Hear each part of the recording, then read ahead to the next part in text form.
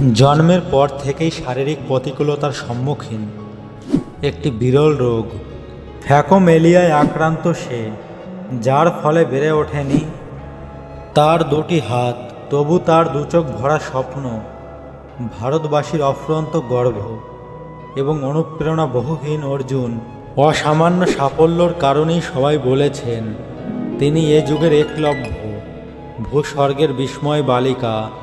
ওনার নাম শীতল দেবী।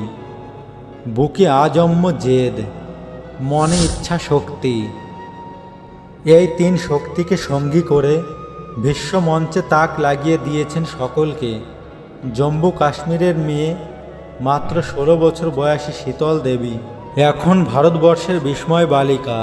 ক্রীড়া মঞ্চে তার লক্ষ্য স্থির স্পষ্ট, তীর ধনুকে তার আশ্চর্য নিয়ন্ত্রণ। দুটি হাত নেই,